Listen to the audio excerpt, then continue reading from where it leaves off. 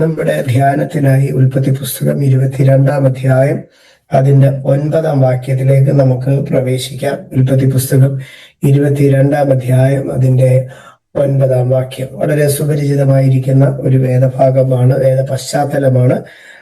അവിടെ നിന്ന് ചില ഭാഗങ്ങൾ സംസാരിക്കുവാൻ കർത്താവിൽ ആശ്രയിക്കുന്നു. ദൈവം ഇടപെടുമാറാകട്ടെ.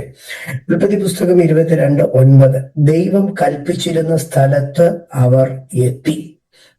ദൈവം കൽപ്പിച്ചിരുന്ന സ്ഥലത്ത് അവർ എത്തി. അബ്രഹാം ഒരു യാഗപീഠം പണിതു, വിറകടുക്കി.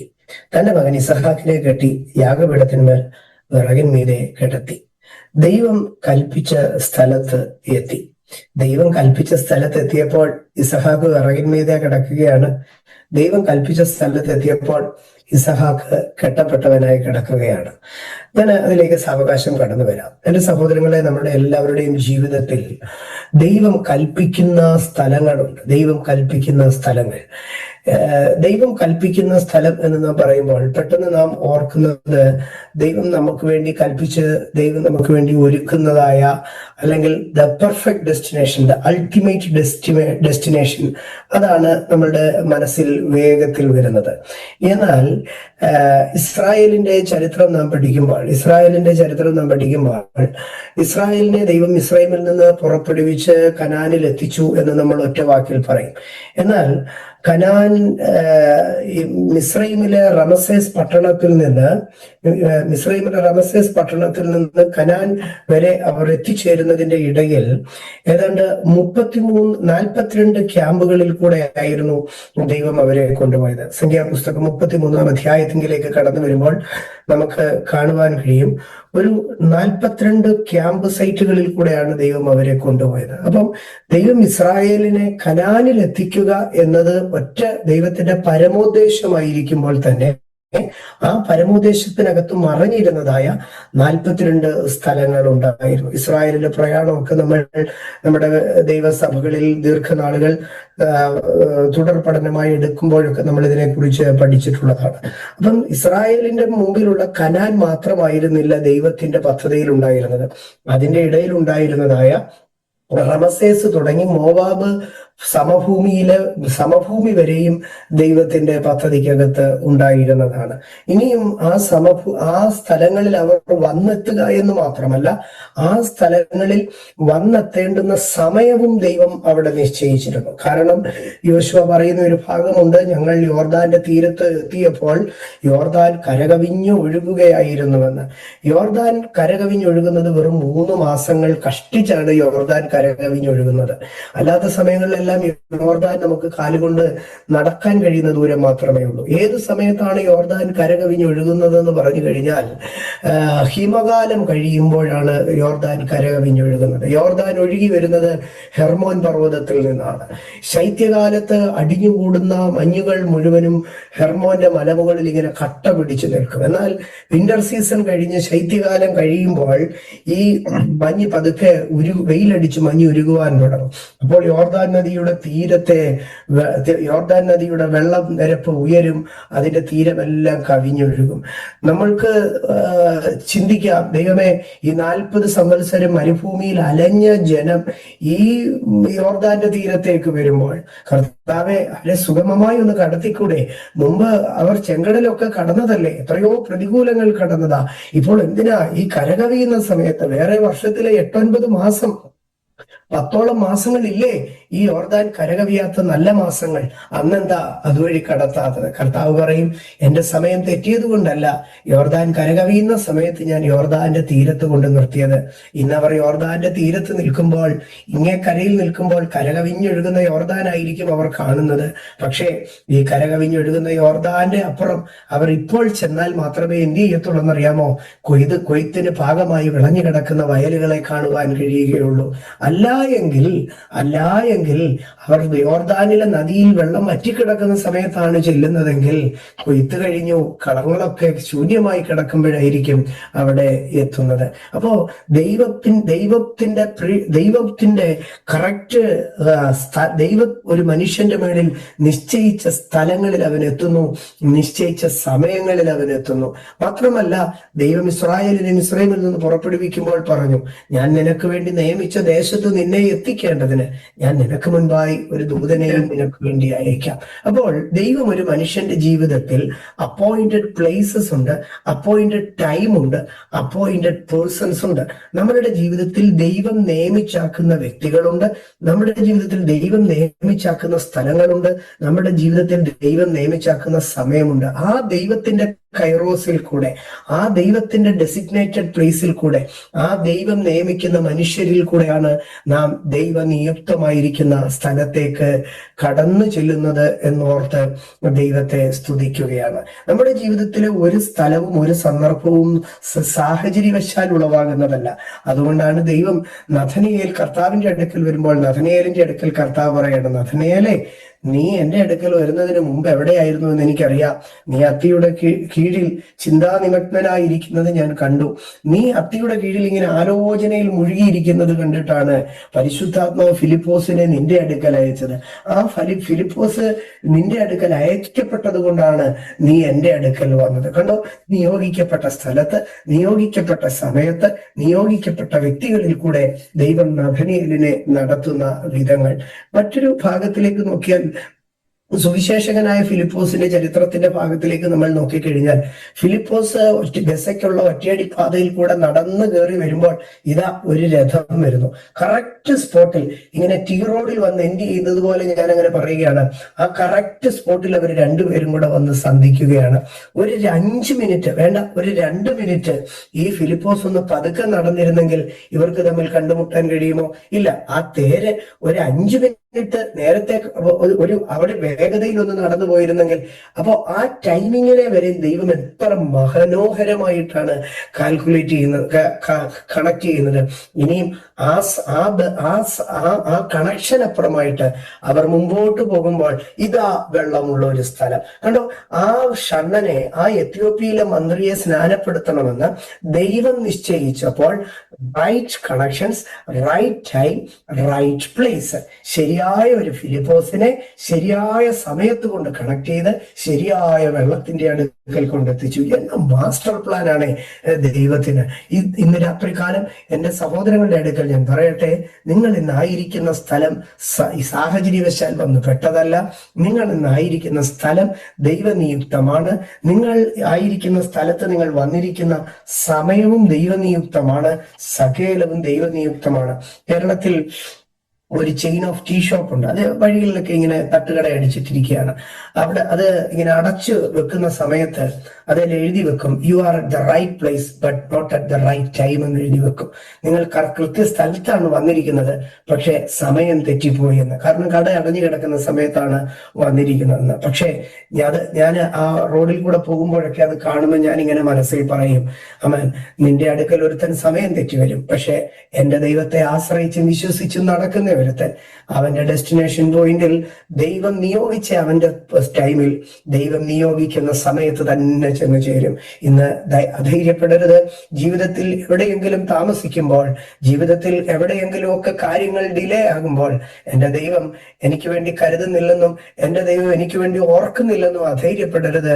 U are at the right place, you are at the right time and you are connected with the right person. ഒരുപക്ഷെ അതല്ല എങ്കിൽ ഈ മീറ്റിംഗ് നിങ്ങളെ അതിലേക്ക് കണക്ട് ചെയ്യട്ടെ. അപ്പം ദൈവം ഒരു മനുഷ്യന്റെ സമയത്തെ നിയമിക്കുന്നു, അവനുമായിട്ടുള്ള കണക്ഷനുകളെ നിയമിക്കുന്നു, അവന്റെ പ്ലേസുകളെ നിയമിക്കുന്നു. ഞാൻ മുൻപോട്ട് പോകട്ടെ സഹോദരങ്ങളെ.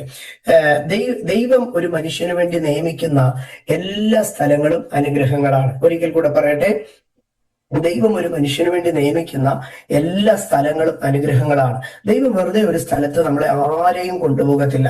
യെരമ്യാ പ്രവചനം 2-ാം അധ്യായം അതിന്റെ 7-ാം വാക്യത്തിലേക്ക് വരുമ്പോൾ, യെരമ്യാ പ്രവചനം 2-ാം അധ്യായം അതിന്റെ 7-ാം വാക്യത്തിൽ എഴുതിയിരിക്കുകയാണ്, ഞാൻ നിങ്ങളെ ഫലവത്തായ ഒരു ദേശത്ത് അതിന്റെ ഫലവും ഗുണവും അനുഭവിപ്പാൻ കൂട്ടിക്കൊണ്ടുവന്നു. കർത്താവ് പറയാം, ഞാൻ നിങ്ങളെ കൊണ്ടുവന്നിരിക്കുന്നത് ആമേൻ ഒരു വെറും പൊട്ടക്കുഴിയിലൊന്നുമല്ല, ഞാൻ നിങ്ങളെ കൊണ്ടുവന്നത് ഫലവത്തായ ദേശത്താണ്. പിന്നെ ഈ ദേശത്ത് ഞാൻ നിങ്ങളെ കൊണ്ടുവന്നത് എന്തിനാണെന്നറിയാമോ? അതിന്റെ ഫലവും ഗുണവും അനുഭവിപ്പാനാണ്. ഇന്ന് രാത്രി വിശ്വസിച്ചാട്ടെ, ദൈവം എന്നെ എവിടെ കൊണ്ടെത്തിക്കുന്നോ അത് വെറും ഒരു വരണ്ട ദേശത്ത് ദൈവം എന്നെ കൊണ്ടെത്തിക്കത്തില്ല. അവൻ ഫലവത്തായ ദേശത്ത് മാത്രമേ, ഒരു പ്രോസ്പറസ് ലാൻഡിൽ, ഒരു ഫ്രൂട്ട് yielding ലാൻഡിൽ മാത്രമേ ദൈവം എന്നെ കൊണ്ടെത്തിക്കത്തുള്ളൂ.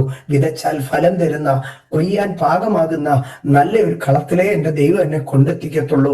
എന്നെ നഷ്ടത്തിലാക്കുന്ന, കഷ്ടത്തിലാക്കുന്ന ഒരിടത്ത് എന്റെ ദൈവം എന്നെ കൊണ്ടെത്തിക്കത്തില്ല. ഫലം തരുന്ന ഒരു മണ്ണിലെ എന്റെ ദൈവം എന്നെ കൊണ്ടെത്തിക്കത്തുള്ളൂ. ഇനിയും അങ്ങനെ കൊണ്ടെത്തിച്ചാൽ അവിടെ ദൈവം എന്നെ അതിന്റെ ഫലവും ഗുണവും അനുഭവിപ്പിക്കുകയും ചെയ്യും.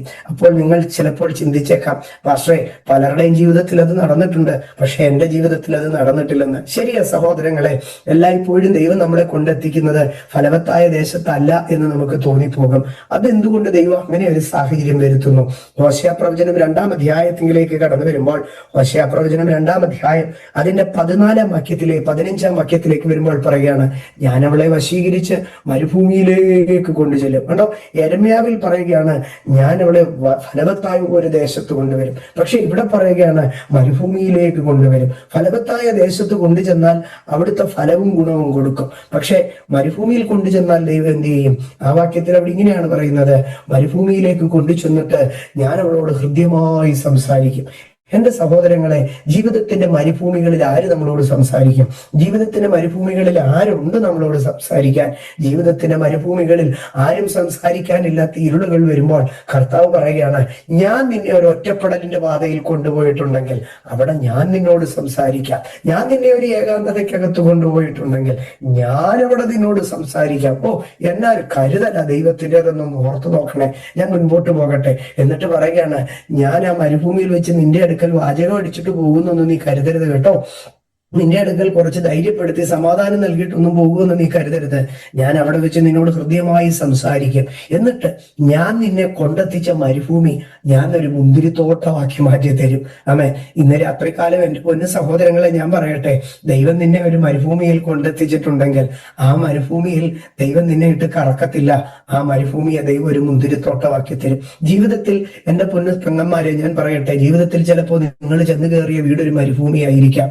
എന്തിനാ കർത്താവെ ഈ മരുഭൂമിയിൽ എന്നെ കൊണ്ടിട്ടത്? മിണ്ടാനും പറയാനും ആരുമില്ലാത്ത ഈ മരുഭൂമി വീട്ടിൽ എന്തിനാ എന്നെ കൊണ്ടിട്ടത്? കർത്താവ് പറയും, എനിക്ക് നിന്നോട് ഹൃദ്യമായി സംസാരിക്കാനാ. പിന്നെയും നിങ്ങളുടെ ഉള്ളത്തിൽ ചോദിക്കും, കർത്താവെ വിതയും കൊയ്ത്തും ഇല്ലാത്ത ഈ മരുഭൂമിയിൽ എന്തിനാ എന്നെ കൊണ്ടിട്ടത്? കർത്താവ് പറയും, ഞാനിവിടെ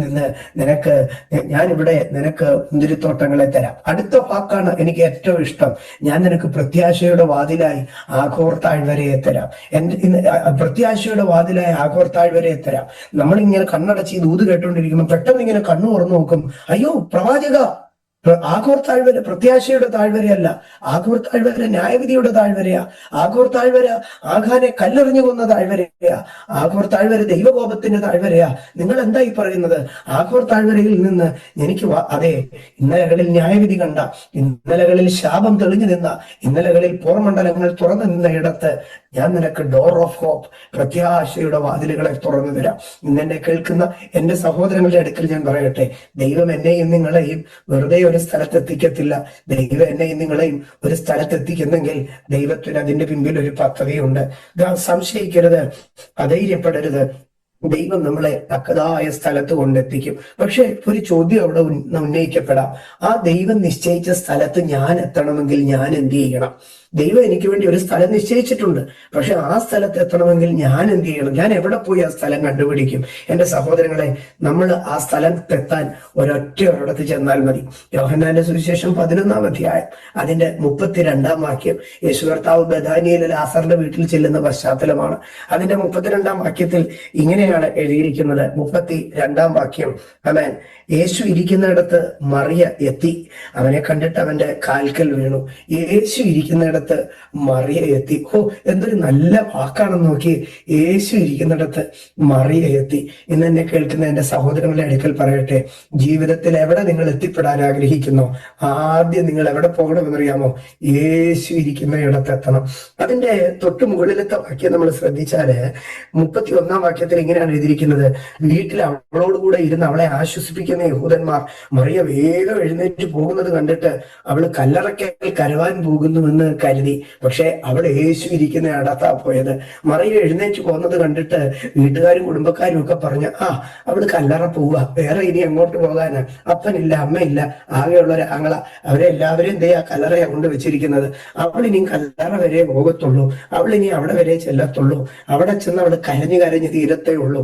ആമേൻ. ഇവളുടെ ഭാവിയെ അവിടെ ഇരിക്കുന്നവര് പ്രെഡിക്റ്റ് ചെയ്യുക. ഇവൾ എവിടെ വരെ പോകും? ഇവള് കല്ലറ വരെ പോകും. ഇവൾ അവിടെ പോയി എന്ത് ചെയ്യും? കരഞ്ഞിട്ട് പോരും. ഇന്ന് രാത്രി എന്നെ കേൾക്കുന്ന എന്റെ സഹോദരങ്ങളെ, നിങ്ങളെ നോക്കി പലരും പറയുന്നുണ്ടായിരിക്കാം, നിങ്ങൾ കല്ലറ വരെ പോകത്തുള്ളൂ, അവിടെ ചെന്ന് കരഞ്ഞുകൊണ്ടിരിക്കത്തേ ഉള്ളൂ, നിന്റെ ആയുസ് കരഞ്ഞു തീരത്തേ ഉള്ളൂ, ഇന്നലകളിലെ നഷ്ടങ്ങളിൽ അകത്ത് നാറ്റം പിടിക്കുന്ന കല്ലറവാതിൽക്കൽ നീ ചെന്ന് തീരത്തേ ഉള്ളൂ എന്ന് ലോകം നിന്നെ നോക്കി പറയുന്നുണ്ടായിരിക്കാം. പക്ഷെ അവരുടെ പ്രഡിക്ഷനെ തെറ്റിച്ചുകൊണ്ട് മറിയം യേശു ഇരിക്കുന്ന ഇടത്തേക്ക് ചെന്നു. യേശു ഇരിക്കുന്ന ഇടത്തേക്ക് ചെന്നു. യേശു മറിയത്തെ കൂട്ടിക്കൊണ്ട് കല്ലറയിലേക്ക് തന്നെ പോയി. പക്ഷെ കല്ലറയിൽ കരയാനല്ല മറിയെ കൂട്ടിക്കൊണ്ടുപോയത്. പകരം മറിയത്തെ കണ്ട യേശു എന്ത് ചെയ്തെന്നറിയാമോ? അടുത്ത ഭാഗത്തിൽ ഇങ്ങനെയാണ് എഴുതിയിരിക്കുന്നത്, അവൻ കണ്ണുനീർ വാർത്തു. അതിനുശേഷം മറിയവും മാർത്തയും കരഞ്ഞു എന്ന് എഴുതിയിട്ടില്ല. എന്ന് പറഞ്ഞാൽ മറിയവും മാർത്തയും കരയേണ്ടിയിടത്ത് യേശു കരയുവാൻ തുടങ്ങി. അവരുടെ കണ്ണുനീരിനെ യേശു ഏറ്റെടുക്കാൻ തുടങ്ങി. അവരുടെ പെയിനിനെ യേശു ഏറ്റെടുക്കാൻ തുടങ്ങി. അവരുടെ വേദനയെ യേശു ഏറ്റെടുക്കാൻ തുടങ്ങി. എന്നിട്ട് മാർത്തയും മറിയയും വിളിച്ചുകൊണ്ട് കല്ലറവാതിൽക്കലേക്ക് പോയി.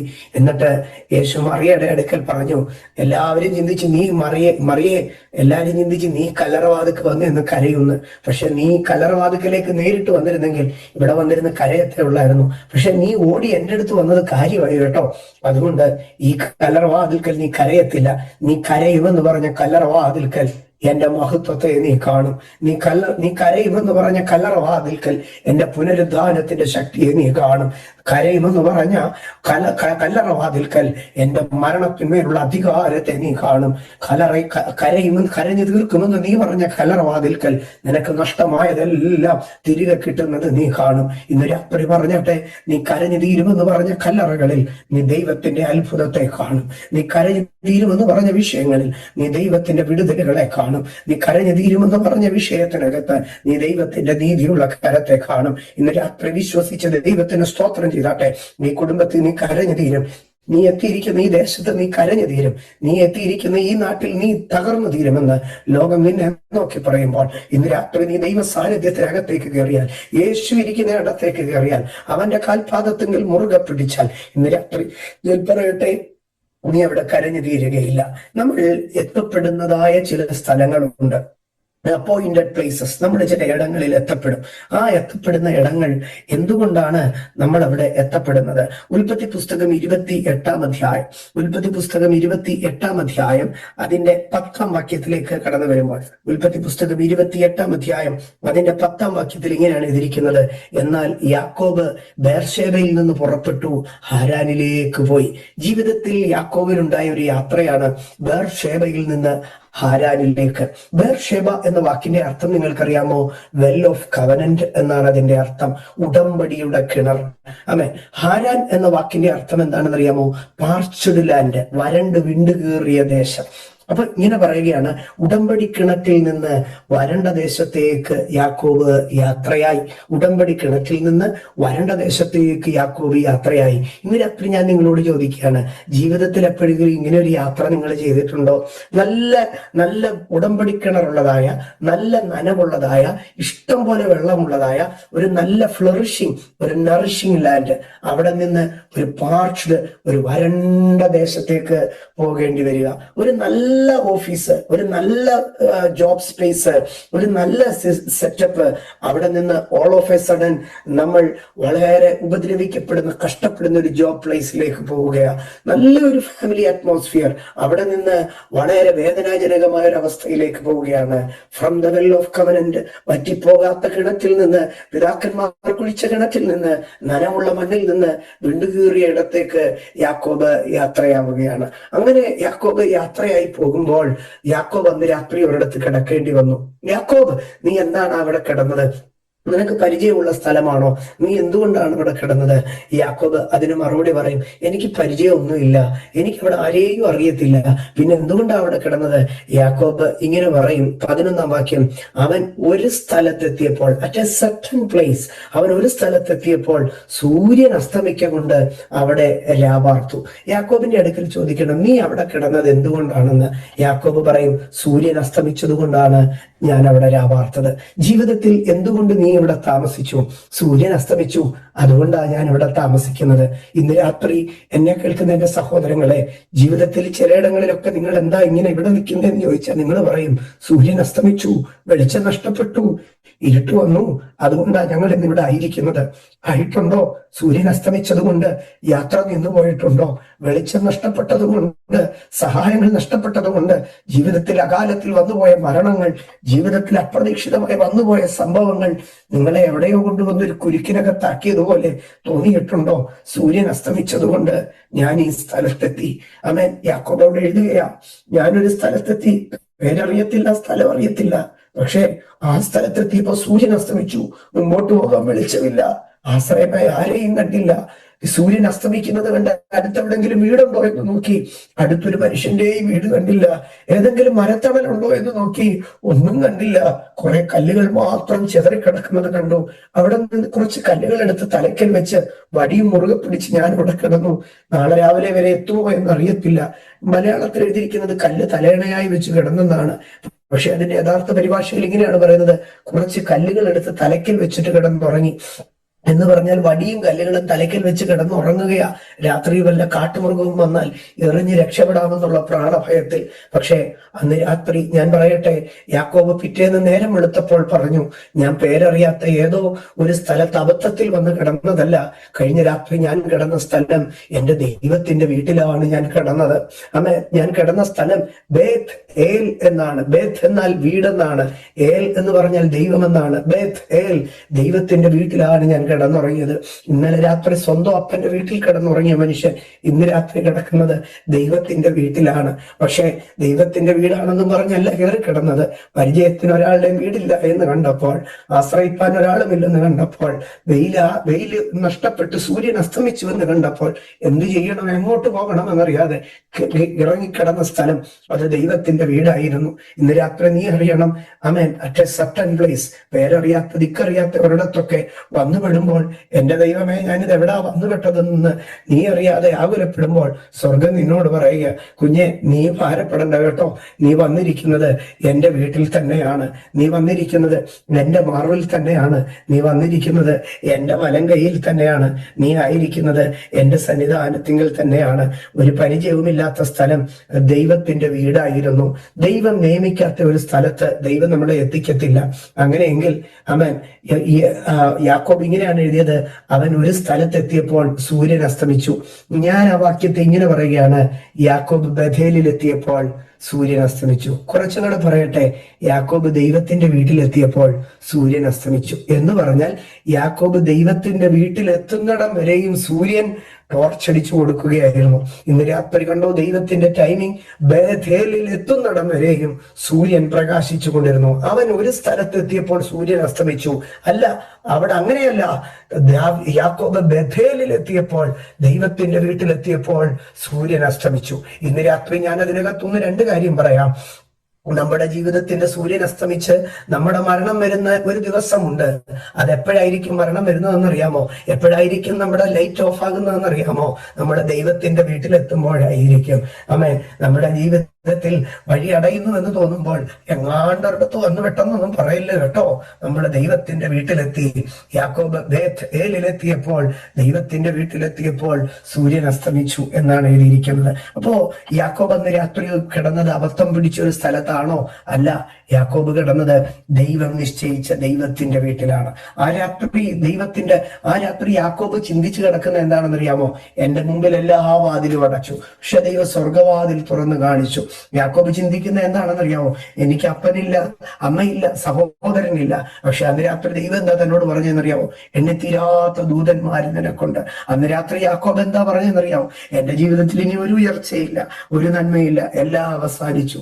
ദൈവം എന്താ തന്നെ കാണിച്ചെന്നറിയാമോ? ഒരു ഉയർന്ന കോവണിയാണ് കാണിച്ചത്. ജീവിതത്തിൽ ഇന്ന് രാത്രി അറിയണം, ദൈവം നീ എത്തുന്ന സ്ഥലത്ത്, ഞാൻ എത്തുന്ന സ്ഥലം അത് ദൈവനിശ്ചിതമാണ്. സൂര്യൻ അസ്തമിച്ചപ്പോൾ യാക്കോബ് ബേഥേലിലെത്തി. അല്ല, യാക്കോബ് ബേഥേലിലെത്തിയപ്പോൾ സൂര്യൻ അസ്തമിച്ചു. യാക്കോബ് ബേഥേലിൽ ദൈവത്തിന്റെ വീട്ടിലെത്തിയപ്പോൾ സൂര്യൻ അസ്തമിച്ചു. നമ്മുടെ യാത്രകൾ, നമ്മുടെ സ്ഥലങ്ങൾ ദൈവനിശ്ചിതമാണ്. ആമേൻ. എന്നാൽ ഈ യാക്കോബിന്റെ ജീവിതത്തെ ഞാനൊന്ന് പറഞ്ഞുവെന്ന് മാത്രം, ഒരു അധ്യായത്തിന്റെ മനോഹാരിതയെ കാണിക്കാനാണ്. നമ്മൾ ഉൽപ്പത്തി 28 അധ്യായത്തിലാണ് എന്ത് കണ്ടതെന്നറിയാമോ? ദൈവം നിയമിച്ച സ്ഥലത്തെത്തിയെന്ന്. ഉൽപ്പത്തി 28. പക്ഷേ ഇതേപോലെ ഒരു 28 ഞാൻ നിങ്ങളെ പുതിയ നിയമത്തിൽ കൊണ്ടുവരികയാണ്. അപ്പോസ്തല പ്രവൃത്തികളുടെ പുസ്തകം 28, അപ്പോസ്തല പ്രവൃത്തികളുടെ പുസ്തകം 28 അധ്യായം 1 വാക്യം. അവിടെ ഇങ്ങനെയാണ് എഴുതിയിരിക്കുന്നത്: രക്ഷപ്പെട്ട ശേഷം ദ്വീപിന്റെ പേർ മെലിത്ത എന്ന് ഞങ്ങൾ ഗ്രഹിച്ചു. നല്ല മനോഹരമായ വാക്യം. രക്ഷപ്പെട്ട ശേഷം ദ്വീപിന്റെ പേർ മെലിത്ത എന്ന് ഗ്രഹിച്ചു. അപ്പോ പൗലോസിന്റെ കപ്പൽ യാത്രയാണ് നമുക്കിവിടെ കാണുവാൻ കഴിയുന്നത്. റോമിലേക്ക് പോകുന്ന യാത്രയാണ്. അദ്രമുത്യ കപ്പലിൽ, അലക്സാണ്ട്രിയ കപ്പലിൽ മാറി മാറി കയറി അദ്രിക്കടലിൽ കൂടെ അലയുന്ന പൗലോസ്. നീണ്ട 14 രാത്രികൾ സൂര്യനെയും നക്ഷത്രങ്ങളെയും കാണാത്ത യാത്ര. ചുക്കാന്റെ കെട്ടഴിച്ച് നങ്കൂര മറുത്ത് പായകൾ അഴിച്ചുവിട്ടായ പ്രതികൂലത്തിന്റെ നീണ്ട രാത്രികൾ. ഈ രാത്രികൾ കഴിഞ്ഞിട്ട് പോകുമ്പോൾ പൗലോസിന്റെ കപ്പൽ പൊളിഞ്ഞുപോയി. പൗലോസ് നിർണായകമായ ഒരു യാത്രയിലാണ് യാത്ര ചെയ്യുന്നത്. പൗലോസ് തന്റെ വാഗ്ദത്തത്തിൽ ഏറ്റവും ശ്രേഷ്ഠമായി കിടക്കുന്ന ഒരു വാഗ്ദത്തത്തിലേക്കാണ് യാത്ര ചെയ്യുന്നത്. പൗലോസിന് കുഞ്ഞിലെ തുടങ്ങിയ ഒരു ആഗ്രഹമായിരുന്നു റോമിൽ പോകണമെന്ന്. അപ്പോസ്തല പ്രവൃത്തി 19:21 താൻ പറയുകയാണ്, എനിക്ക് റോം ഒന്ന് പോയി കാണാൻ ആഗ്രഹമുണ്ടെന്ന്. പക്ഷെ റോമിൽ പോയി കാണാൻ പറ്റിയില്ല. റോമാലേഖനം 1 അധ്യായത്തിൽ പറയുകയാണ്, റോമിലെ സഭയിൽ ഒന്ന് വന്ന് ശുശ്രൂഷിക്കണമെന്ന് ആഗ്രഹമുണ്ടെന്ന്. പക്ഷെ റോമിലെ സഭയിൽ പോയി ശുശ്രൂഷിക്കാനും പറ്റിയില്ല. എന്നാൽ 3 വർഷത്തെ തടവിന് ശേഷം പൗലോസിനെ റോമിലെ ചക്രവർത്തിയായ കൈസറുടെ അടുക്കൽ പ്രസംഗിക്കാൻ വേണ്ടി ദൈവം പറഞ്ഞു വിടുകയാണ്. പക്ഷെ പോയ വഴി എന്ത് സംഭവിച്ചെന്നറിയാമോ? കപ്പൽ പൊളിഞ്ഞുപോയി. ദൈവത്തിന്റെ വാഗ്ദത്തത്തിലേക്കുള്ള യാത്രയിൽ കപ്പൽ പൊളിഞ്ഞുപോയി. പക്ഷെ ഞാൻ ഒരു കാര്യം പറയാം, കപ്പൽ പൊളിഞ്ഞാലും പൗലോസ് കൈസറുടെ അടുക്കൽ എത്തി കേട്ടോ. ജീവിതത്തിൽ എവിടെയെങ്കിലും കപ്പൽ പൊളിഞ്ഞാൽ നിങ്ങൾ അവിടെ തീരുമെന്ന് ചിന്തിക്കരുത്. അവിടെ നിന്ന് ദൈവത്തിന് അപ്പുറത്തൊരു വഴിയുണ്ട്. ഞാൻ അതിലേക്കാണ് വരുന്നത്. അങ്ങനെ കപ്പൽ പൊളിഞ്ഞപ്പോ ഉള്ള കപ്പലിന്റെ പലക കഷണങ്ങൾ നീന്തി തുടിച്ചിട്ട് പൗലോസും കൂട്ടരും കൂടെ നീന്തി തുടിച്ചൊരു സ്ഥലത്തെത്തി. ഒരു പരിചയവും ഇല്ലാത്ത സ്ഥലം, ഒരു മുൻപരിചയവും ഇല്ലാതെ. കരയാണെന്ന് കണ്ടതുകൊണ്ട് അവിടെ തീയുടെ ചെറിയ ഒരു അനക്കം കണ്ടുകൊണ്ട്, അവിടെ ഒരു ചെറിയ വെട്ടം കണ്ടതുകൊണ്ട് അങ്ങോട്ടങ്ങ് നീന്തി കയറിയതാ. ആ നീന്തി കയറിയപ്പോ സാധാരണമായി രാത്രിയിൽ ഇങ്ങനെ നീന്തി കയറുന്നവരെ, രാത്രിയിൽ ഇരുട്ടിനകത്ത് ഒരു ദ്വീപിലേക്ക് നീന്തി കയറുന്നവരെ അപരിഷ്കൃതരായ ദ്വീപുവാസികൾ എന്ത് ചെയ്യുമെന്നറിയാമോ? അവിടേക്ക് കയറുവാൻ സമ്മതിക്കാതെ തന്നെ കൊന്നുകളയും. കാരണം രാത്രിയിൽ ആ ദ്വീപിലേക്ക് ചിലപ്പോൾ അതിക്രമിച്ചു കയറുന്ന കൊള്ളക്കാരാണെങ്കിലോ എന്താണെന്ന് അറിയത്തില്ലല്ലോ. പക്ഷേ അതുകൊണ്ടാണ് പൗലോസ് പറയുന്നത് അസാധാരണമായ ദയ കാണിച്ചു. കണ്ടോ, പൗലോസ് രക്ഷപ്പെട്ട ശേഷമാണ് ആ ദ്വീപ് ഏതാണെന്ന് അറിഞ്ഞത്. പൗലോസിന്റെ മിഷൻ ട്രിപ്പ്, മിഷൻ ജേണി യാത്രകളിൽ എവിടെയും പൗലോസ് ആസിയക്ക് പോകാൻ ആഗ്രഹിച്ചു, മൂസിയക്ക് പോകാൻ ആഗ്രഹിച്ചു, ബിഥുന്യക്ക് പോകാൻ ശ്രമിച്ചു, മാസിഡോണിയയിൽ പോകാൻ ദർശനം കിട്ടി. ഇതൊക്കെ പൗലോസ് പറയുന്നുണ്ട്. പക്ഷെ പൗലോസിന്റെ ട്രിപ്പ് സ്കെഡ്യൂളിനകത്ത് മെലിത്ത എന്നൊരു ദ്വീപിനെ കുറിച്ച് പൗലോസ് എഴുതിയിട്ടേ ഇല്ലായിരുന്നു. പൗലോസിനത് അറിയത്തു പോലുമില്ല. പക്ഷെ പൗലോസ് പേരറിയാത്ത ദ്വീപിൽ ദൈവം പൗലോസിനെ കൊണ്ട് കയറ്റി. കണ്ടോ, പേരറിയാത്ത ദ്വീപിൽ ദൈവം പൗലോസിനെ കൊണ്ട് കയറ്റി. ഇന്ന് രാത്രി എന്നെ കേൾക്കുന്ന എന്റെ സഹോദരങ്ങളെ, നമ്മൾ അറിയാത്ത ചില ഡെസ്റ്റിനേഷനുകൾ, നമ്മുടെ സ്വപ്നത്തിൽ പോലും ഇല്ലാത്ത ചില ഡെസ്റ്റിനേഷനുകൾ, നമ്മുടെ സ്കെഡ്യൂളിലും പ്ലാനിലും ഇല്ലാത്തതായ ചില ഡെസ്റ്റിനേഷനുകൾ ദൈവത്തിന്റെ പക്കലുണ്ട് കേട്ടോ. എന്നിട്ട് ഈ പൗലോസ് പേരറിയാത്ത ദ്വീപിൽ ചെന്ന് കയറി. അവിടെ ചെന്നുണ്ടായ കാര്യങ്ങൾ മനോഹരമാണ്. പേരറിയാത്ത ദ്വീപിലേക്ക് പൗലോസ് കടന്നു ചെന്നു. പേരറിയാത്ത ദ്വീപിൽ പൗലോസ് കടന്നു ചെന്നു. പൗലോസെ, നിനക്ക് പേരറിയത്തില്ലെങ്കിലും നീ ഇവിടെ ദൈവനിയോഗത്തിനനുസരിച്ചാണ് വന്നിരിക്കുന്നത്. ദൈവനിയോഗത്തിനനുസരിച്ച് വന്നു എന്നുള്ളതിന്റെ ഒന്നാമത്തെ തെളിവ് എന്ന് പറഞ്ഞു കഴിഞ്ഞാൽ, ഒന്നാമത്തെ തെളിവിലേക്ക് ഞാൻ കടന്നു വരാം. എന്നാൽ അതിനു മുമ്പേ ആ ദൈവനിയോഗം, അവിടെ ദൈവനിയോഗത്തിലാണ് ഞാൻ ആ ദേശത്ത് കടന്നു ചെല്ലുന്നതെന്ന് അറിയുവാൻ ഒന്നാമത്തെ അതിന്റെ സ്റ്റെപ്പ് ഓപ്പൺ ആകുന്ന എവിടെയാണെന്ന് പറഞ്ഞാൽ, പൗലോസ് കരയിലേക്ക് കയറിയിട്ട് പൗലോസ് അയ്യോ ഞാൻ ഏത് ദേശത്താ വന്നിരിക്കുന്നതെന്നൊന്നും ആശങ്കപ്പെടുകയല്ല. പൗലോസ് അവിടെ കിടന്ന് വിറക് വാരി തീക്കകത്തേക്ക് ഇടുമ്പോൾ ആ ദേശത്ത് വ്യാപരിക്കുന്ന ഒരു ആണലി ശക്തി പൊങ്ങി വരികയാണ്. പൗലോസ് ആണലിയെ പിടിച്ച് തീക്കകത്തിട്ട് കുടഞ്ഞു കളഞ്ഞു. പൗലോസ് തീക്കകത്ത് കുടഞ്ഞു കളഞ്ഞു. ഞാൻ ഇങ്ങനെ പറയും, പൗലോസ് വാഗ്ദത്തത്തിലേക്ക് സഞ്ചരിക്കുക. പൗലോസ് വാഗ്ദത്തത്തിലേക്ക് സഞ്ചരിക്കുമ്പോൾ പിശാച് പറഞ്ഞു, ഞാൻ പൗലോസിനെ വാഗ്ദത്തത്തിൽ എത്തിക്കത്തില്ല, ഞാൻ പൗലോസിനെതിരെ കാറ്റടിപ്പിക്കുമെന്ന് പറഞ്ഞു. തമ്പുരാൻ പറഞ്ഞു, നീ അങ്ങ് കാറ്റടിപ്പിക്കാൻ പറഞ്ഞു. ഞാൻ പൗലോസിന്റെ കപ്പല് പൊളിക്കുമെന്ന് പറഞ്ഞു. തമ്പുരാൻ പറഞ്ഞു, നിനക്ക് പൊളിക്കാവുന്നിടത്തോളം പൊളിക്കാൻ പറഞ്ഞു. പൗലോസിന്റെ കപ്പല് പൊളിച്ചിട്ടും പൗലോസ് നീന്തി തുടിച്ച് മെലിത്ത എന്ന ദ്വീപിൽ വരികയാണ്. പിശാച് പെട്ടെന്ന് തമ്പുരാന്റെ അടുക്കൽ പറയുകയാണ്, ഞാൻ പൗലോസിനെ മെലിത്തയിൽ വെച്ച് ആക്രമിക്കുമെന്ന് പറഞ്ഞു. തമ്പുരാൻ പിശാചിന്റെ അടുക്കൽ പറഞ്ഞു, ചെന്ന് കയറിക്കൂടെ, നീ നല്ലവന്റെ കയ്യിലേക്കാ ചെന്ന് കയറി കൊടുക്കുന്ന. ഇത്രയും നേരം നീ ഇരുട്ടാക്കി കാറ്റടിപ്പിച്ചൊക്കെ അവനോട് കളിച്ചുകൊണ്ടിരുന്നു, അവന്റെ കൈ നിന്നെ കിട്ടിയിട്ടില്ല, നീ നല്ല ആളുടെ കയ്യിലോട്ടാ ചെന്ന് കയറി കൊടുക്കുന്നത്, നീ ചെന്ന് കയറി കൊടുക്കാൻ പറഞ്ഞു. ഏതായിരുന്നാലും മെലിത്തയിൽ പൗലോസ് ചെന്ന ഉടനെ ആള് നേരെ വന്ന് പൗലോസിന്റെ കയ്യിലേക്ക് കയറി കൊടുത്തു. പൗലോസ് കുടഞ്ഞ് തീക്കകത്തിട്ടു. ഇന്ന് രാത്രി ഞാൻ പറയട്ടെ, ജീവിതത്തിൽ ചില പോരാട്ടങ്ങൾ വരുമ്പോൾ എന്തുകൊണ്ട് ദൈവം എനിക്കിത് അനുവദിച്ചു എന്ന് നിങ്ങൾ ആശങ്കപ്പെടുന്നുണ്ടായിരിക്കാം. തമ്പുരാൻ പിശാചിന്റെ അടുക്ക പറയുന്ന, നീ ചെന്ന് കയറി കൊടറ, എന്റെ അഭിഷക്തനാവൻ, എന്റെ കുഞ്ഞാവൻ, എന്റെ അധികാരം വഹിക്കുന്നവനാവൻ, നീ ചെന്ന് കയറിക്കൊട, അവൻ നിന്നെ കുടഞ്ഞ് തീയിലിടും. ഇന്ന് രാത്രി എന്നെ കേൾക്കുന്ന എന്റെ ദൈവമക്കളുടെ അടുക്കൽ ഞാൻ പറയട്ടെ, ചില പിശാചുക്കൾ നിന്റെ അടുക്കൽ കയറി വരാനും ചില പോരാട്ടങ്ങൾ നിന്റെ അടുക്കൽ കയറി വരാനും ദൈവം അനുവദിച്ചത്, നീ അവനെ കുടഞ്ഞ് തീക്കകത്ത് കളയും. നിന്റെ കൈ വന്ന് കയറിയ അവന്റെ ആപ്പീസ് പൂട്ടുമെന്ന് ദൈവം നിന്റെ അടുക്കലേക്ക് വന്നത്. എന്റെ സഹോദരങ്ങളെ, പൗലോസ് മെലിത്തയിൽ ചെന്ന് അണലി ശക്തിയെ ബന്ധിക്കുകയാണ്. അതിനുശേഷമുള്ള 3 കാര്യങ്ങൾ, അതാണ് പ്രധാനമായ 3 കാര്യങ്ങൾ. എന്റെ സഹോദരങ്ങളെ, പേരറിയാത്ത ഇടത്ത് പൗലോസ് ചെന്നു, പക്ഷെ അവിടെ ദൈവം നിയോഗിച്ചതായിരുന്നു എന്നുള്ളതിന്റെ തെളിവ് 28-ാം അധ്യായം 8-9 വാക്യങ്ങളിലേക്ക് കടന്നു വരുമ്പോൾ, പുബ്ലിയോസിന്റെ അപ്പൻ പനിയും അതിസാരവും പിടിച്ച് കിടപ്പായിരുന്നു.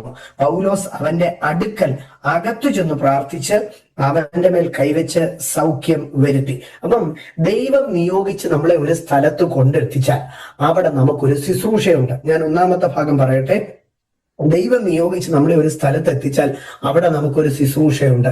അത് ഏത് പാതാളക്കുഴി ആയാലും, അത് ഏത് ഇരുട്ടിന്റെ സ്ഥലമായിരുന്നാലും അവിടെ നമുക്കൊരു ശുശ്രൂഷയുണ്ട്. ഞാൻ പറയട്ടെ, ആ ശുശ്രൂഷ പക്ഷെ വെളിപ്പെടണമെങ്കിൽ എന്ത് ചെയ്യണമെന്ന് അറിയാവോ? അപ്പുറത്ത് കിടക്കുന്ന അണലിയെ പിടിച്ച് കത്തിക്കുമ്പോഴാണ് നമ്മുടെ ശുശ്രൂഷ വെളിപ്പെടുന്നത്. എന്റെ കുഞ്ഞുങ്ങളെ, എന്റെ യൗവനക്കാരെ, ഞാൻ നിങ്ങളോട് പറയട്ടെ, നിങ്ങൾ ദൈവഹിതമായ ഒരു സ്ഥലത്ത് നിങ്ങൾ എത്തിയാൽ, ദൈവം നിങ്ങളെ ഒരു സ്ഥലത്ത് കൊണ്ടെത്തിച്ചാൽ നിങ്ങളുടെ മുകളിൽ ഒരു ശുശ്രൂഷയുണ്ട്. പക്ഷെ ആ ശുശ്രൂഷ ഓപ്പൺ ആകണമെങ്കിൽ നിങ്ങൾ ആദ്യം എന്ത് ചെയ്യണമെന്നറിയാമോ? ആ അണലിയെ പിടിച്ച് തീക്കകത്തിട്ട് നിങ്ങൾ ചുട്ടുകളയണം.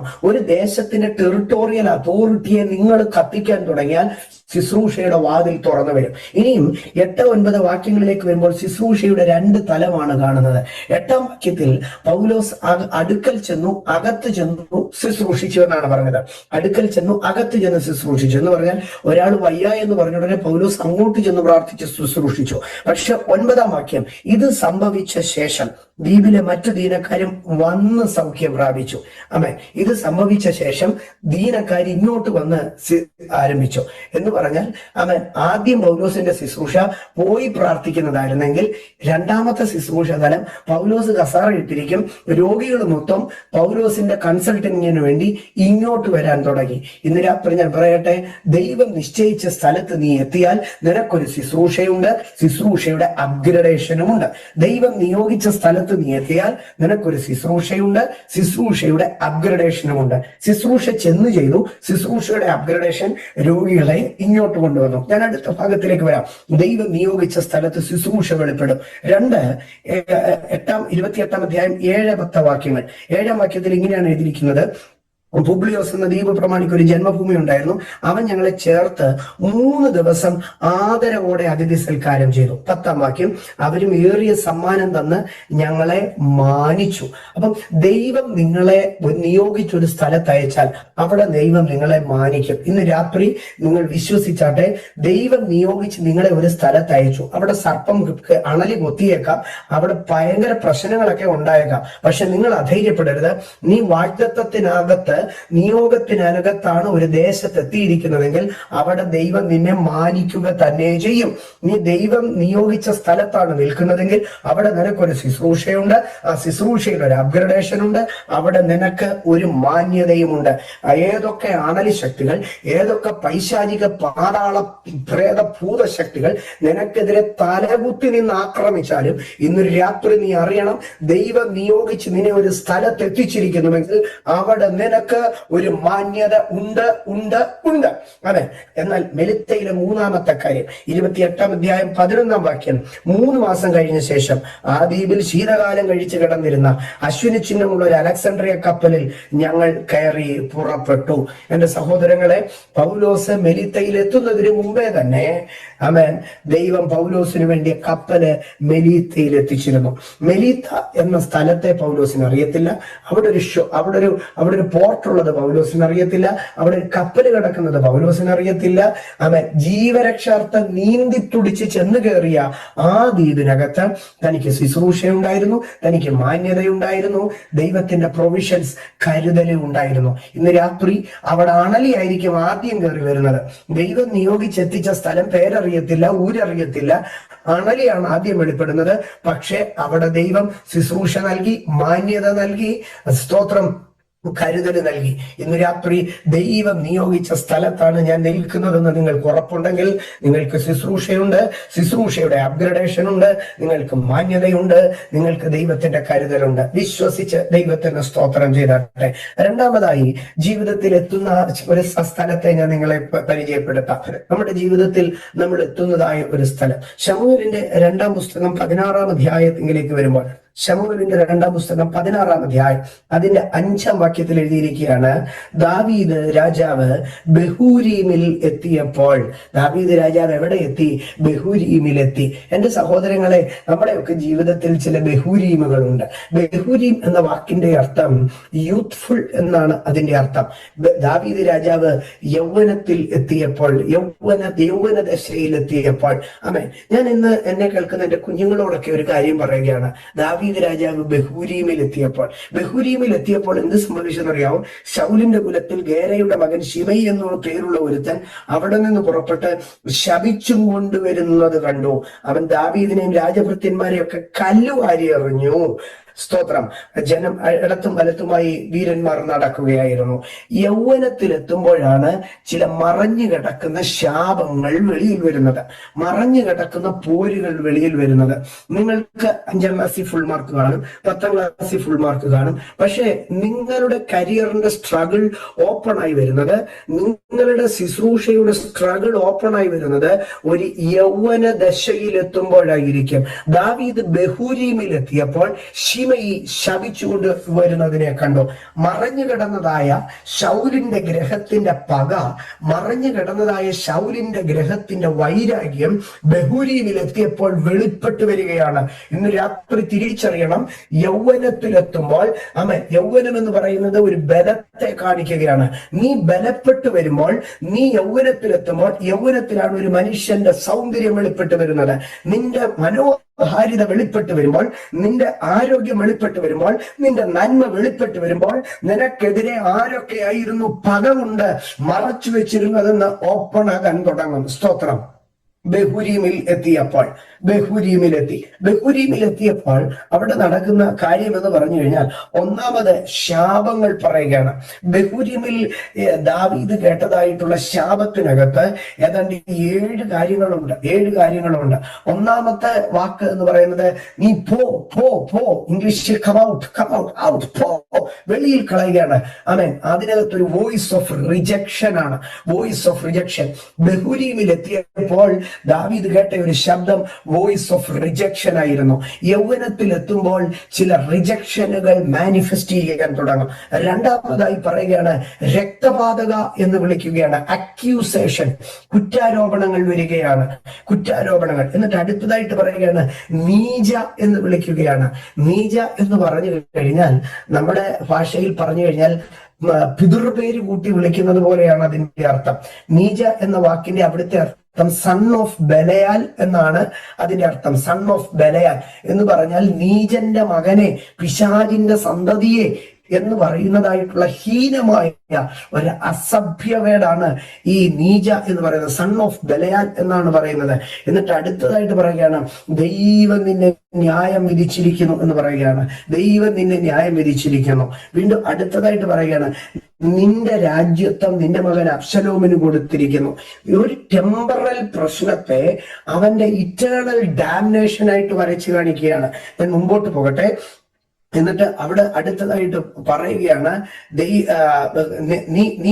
നീ ഒരു രക്തപാതകനാണ്, ശൗൽ ഗ്രഹത്തിന്റെ രക്തം നിന്നോട് ചോദിക്കുകയാണെന്ന്. വാസ്തവത്തിൽ ഞാനൊരു കാര്യം ചോദിക്കട്ടെ, ദാവീദിന്റെ കയ്യിൽ ശൗലിന്റെ രക്തമുണ്ടോ? ദാവീദിന്റെ കയ്യിൽ ശൗലിന്റെ രക്തമില്ല. ദാവീദ് ശൗലിന്റെ രക്തം കണ്ടിട്ട് പോലുമില്ല, തൊട്ടിട്ടില്ല ദാവീദിന്റെ രക്തം. പക്ഷെ അവിടെ ദാവീദിന്റെ മേളിൽ അടിച്ചേൽപ്പിക്കുകയാണ് റോങ് അക്യൂസേഷൻസ്. ഇന്ന് രാത്രി ഞാൻ എൻ്റെ സഹോദരങ്ങളുടെ അടുക്കൽ പറയട്ടെ, ബഹൂരീമിൽ എത്തിയപ്പോൾ വേദനയുടെ നാൾ വഴികൾ ദാവീദിനെ വേട്ടയാടുകയാണ്.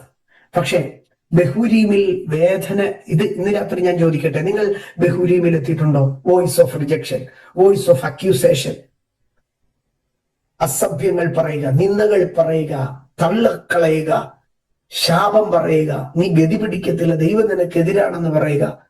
പക്ഷേ ബഹൂരീമിലെത്തിയ ദാവീദ് ബഹൂരീമിൽ നിന്ന് പുറപ്പെടുന്നത് എങ്ങനെയാണെന്ന് അറിയാമോ? അതിന്റെ 12-ാം വാക്യത്തിൽ പറയുകയാണ്, ബഹൂരീമിൽ വെച്ച് ദാവീദ് പറയുകയാണ്, ബഹൂരീമിൽ നിൽക്കുന്ന എന്റെ സങ്കടത്തെ ദൈവം നോക്കും, എന്റെ ശാപങ്ങളെ അവൻ അനുഗ്രഹമാക്കി മാറ്റും.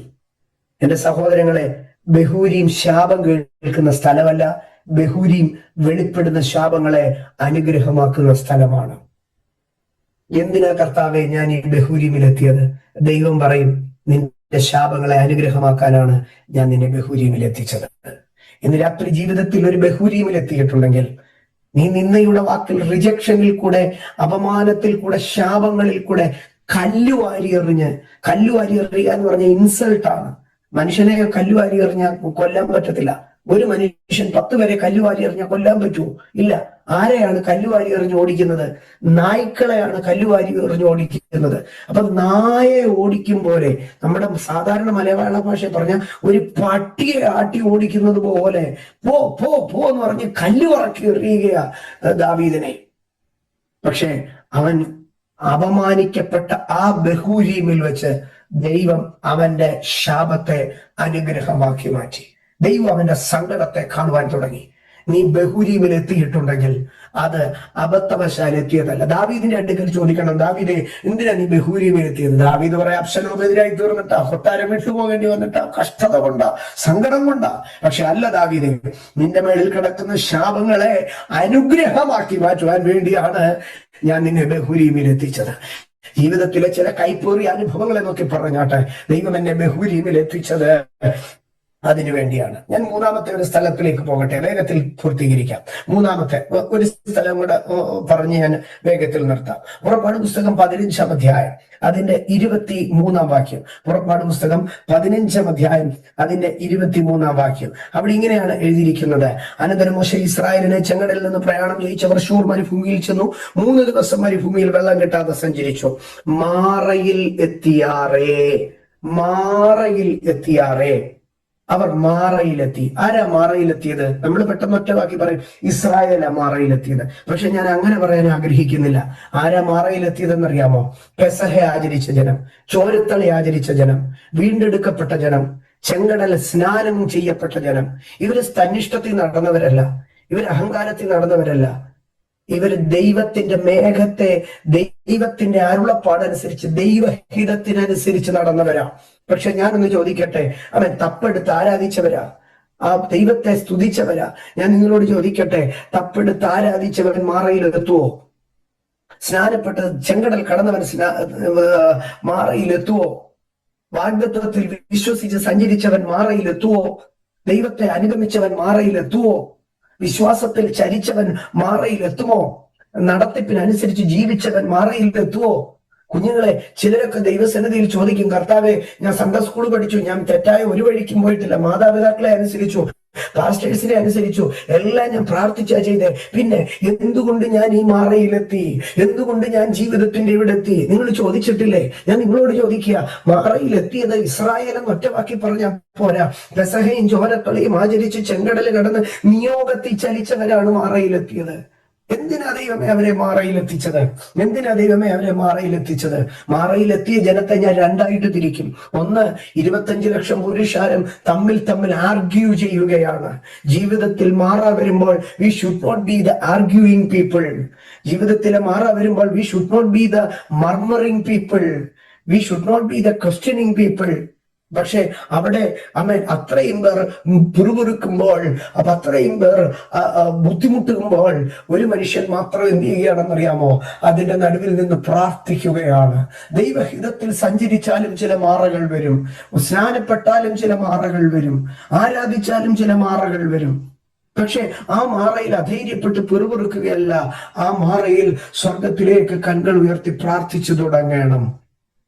ആ മാറയിൽ പ്രാർത്ഥിച്ചു തുടങ്ങിയപ്പോൾ ദൈവം എന്താണ് ചെയ്തതെന്നറിയാമോ? ആ മാറയിൽ പ്രാർത്ഥിച്ചു തുടങ്ങിയപ്പോൾ ദൈവം അവനൊരു വൃക്ഷത്തെ കാണിച്ചു കൊടുത്തു. അവനൊരു വൃക്ഷത്തെ കാണിച്ചു കൊടുത്തു. ആ മാറയിൽ എത്രയോ പേർ വന്നിട്ടുണ്ട്, പക്ഷെ അവരാരും കാണാത്ത ഒരു വൃക്ഷം. പക്ഷെ ആ വൃക്ഷത്തിന്റെ ഒരു ചരിത്രം പറഞ്ഞ് ഞാൻ മുൻപോട്ട് പോകാം. ആ വൃക്ഷം അവിടെ ഒരു വൃക്ഷത്തെ കാണിച്ചു കൊടുത്തു. സഹോദരങ്ങളെ, അവിടെ അങ്ങനെ ആ ഒരു വൃക്ഷം മാത്രമേ ഉണ്ടായിരുന്നുള്ളെന്നാണ് എനിക്ക് തോന്നുന്നത്. എവിടെയോ ഉണ്ടായിരുന്ന ഒരു വൃക്ഷത്തിന്റെ ഫലം ഒരു പക്ഷി തിന്നിട്ട് ആ പക്ഷി കൊണ്ടുവന്ന് ഈ മാറയുടെ തീരത്ത് കാഷ്ടിച്ചിട്ട് പോയതായിരിക്കാം ഇതിന്റെ കുരു.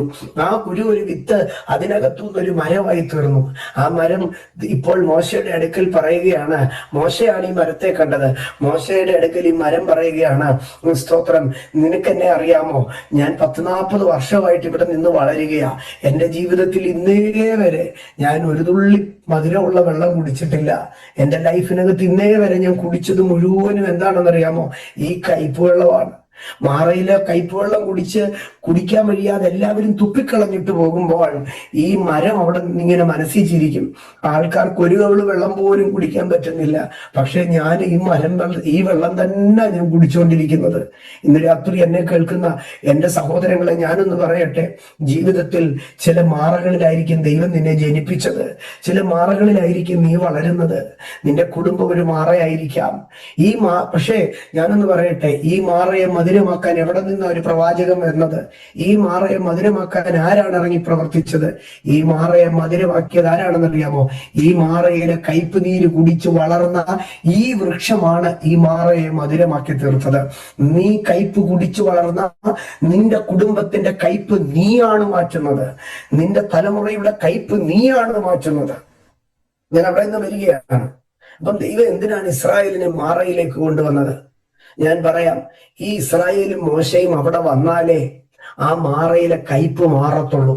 ദൈവം നിന്നെ ചില ദേശങ്ങളിൽ എത്തിക്കുന്നത് ആ ദേശത്തിന്റെ വിടുതലിന് വേണ്ടിയാണ്. അവിടെ നിന്റെ മേളിൽ പകർന്ന അഭിഷേകത്തിന് അവിടെ ഒരു ഓപ്പറേഷൻ ഉണ്ട്. നിന്റെ മേളിൽ പകർന്ന അഭിഷേകത്തിന് അവിടെ ഒരു മിനിസ്ട്രി ഉണ്ട്. നിന്റെ മുകളിൽ പകർന്ന ദൈവകൃപയ്ക്ക് അവിടെ ഒരു പ്രവൃത്തി ഉണ്ട്. അതുകൊണ്ടാണ് ദൈവം നിന്നെ ആ മാറയിൽ കൊണ്ട് കയറ്റിയത്. നിന്നെ ആ മാറയിലിട്ട് കയ്പ് കുടിപ്പിക്കാനല്ല ദൈവം ആ മാറയിൽ കൊണ്ട് കയറ്റിയത്. പകരം ദൈവം നിന്നെ ആ മാറയിൽ കൊണ്ട് കയറ്റിയത് ആ മാറയെ മധുരമാക്കാൻ. മോശെ, നീ അവിടെ ചെന്നാലേ പറ്റത്തുള്ളൂ.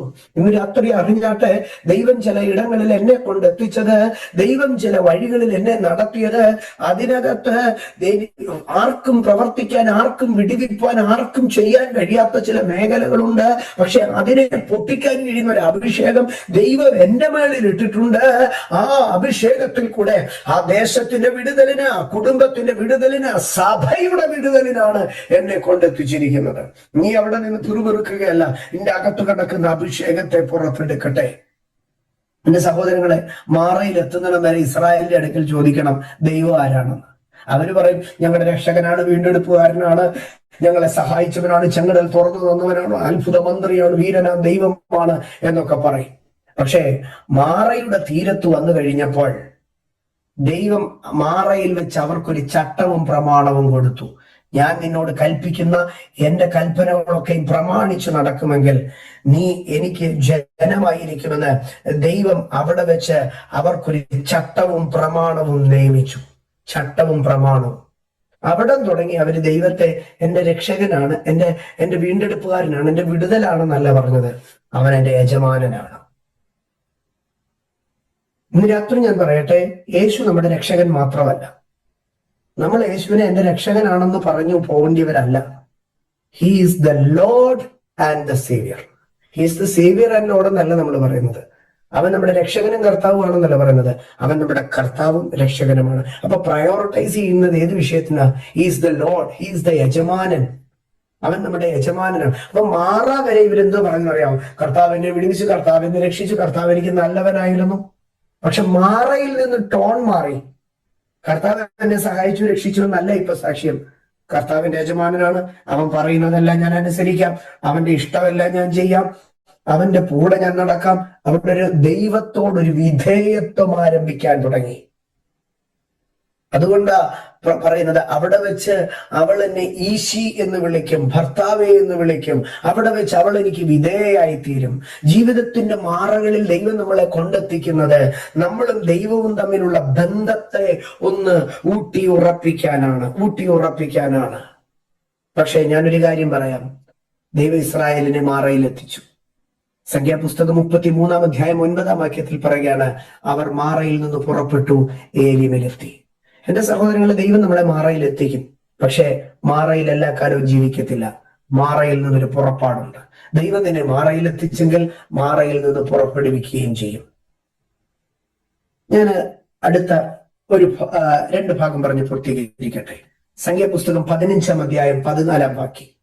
അവിടെ ഇങ്ങനെയാണ് എഴുതിയിരിക്കുന്നത്. ന്യായാധിപന്മാരുടെ പുസ്തകം 15 അധ്യായം 14 വാക്യം. ന്യായാധിപന്മാർ 15:14.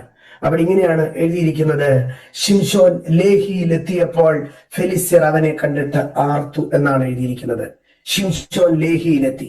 ഞാൻ ശിംശോന്റെ അടുക്കൽ ചോദിക്കും, ശിംശോൻ നീ എങ്ങനെയാ ലേഹിയിലെത്തിയത്?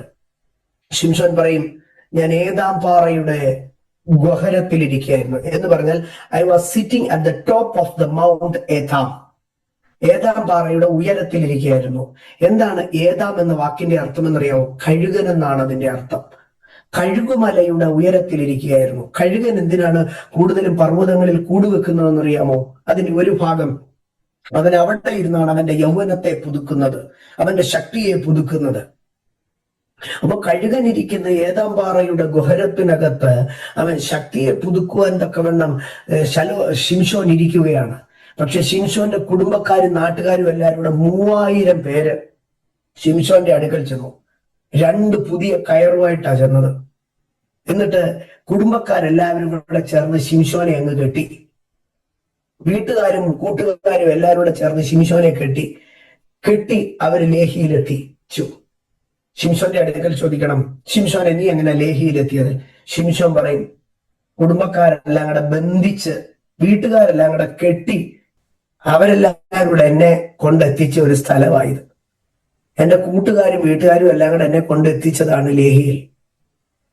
മുമ്പിൽ നോക്കുമ്പോൾ ആർക്കുന്ന ഫെലിസ്ത്യർ, പിമ്പിൽ നോക്കുമ്പോൾ കൈവിട്ട് കളഞ്ഞ ഒറ്റിക്കൊടുത്ത കുടുംബക്കാർ, മുമ്പിൽ നോക്കുമ്പോൾ തകർക്കാൻ നിൽക്കുന്ന ശത്രുക്കൾ. ജീവിതത്തിൽ ലേഹിയിൽ എത്തിയിട്ടുണ്ടോ നിങ്ങൾ? ഇന്ന് രാത്രി ഞാൻ ചോദിക്കട്ടെ, നിങ്ങൾ ലേഹിയിൽ എത്തിയിട്ടുണ്ടോ? പിമ്പിൽ വഞ്ചനയുടെ കൂട്ടുകുടുംബക്കാർ, മുമ്പിൽ വൈരാഗ്യത്തോടെ നിൽക്കുന്ന ശത്രുശക്തികൾ. പക്ഷെ ഇതിന്റെ നടുവിൽ മുമ്പിലും പുറകിലും ശത്രു. പക്ഷെ അടുത്ത ഭാഗത്ത് എഴുതിയിരിക്കുകയാണ്, ഉയരത്തിൽ നിന്ന് ദൈവത്തിന്റെ ആത്മാവ് ശിംശോന്റെ മേൽ വന്നു. നിന്റെ മുമ്പിലും പിമ്പിലും ആരുണ്ടെന്നുള്ളത് നിന്റെ വിഷയമല്ല, നിന്റെ ഉയരത്തിൽ ഒരു ദൈവമുണ്ടെന്നുള്ളതാണ് വിഷയം. ശിംശോൻ ലേഹിയിലെത്തിയപ്പോൾ ദൈവത്തിന്റെ ആത്മാവ് ശിംശോന്റെ മേളിൽ വന്നു.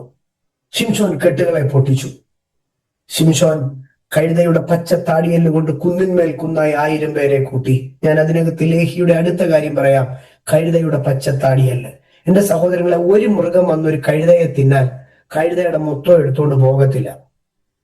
അതിന്റെ 2 വാരിയൽ എടുത്തോണ്ട് പോയേക്കും, 10 വാരിയൽ എടുത്തോണ്ട് പോയേക്കും, അല്ലെങ്കിൽ ഒരു കൈ എടുത്തോണ്ട് പോയേക്കും, 2 കൈ എടുത്തോണ്ട് കാലെടുത്തോണ്ട് പോയേക്കും. പക്ഷെ ഇത് മൊത്തം കൂടെ എടുത്തോണ്ട് പോകത്തില്ല.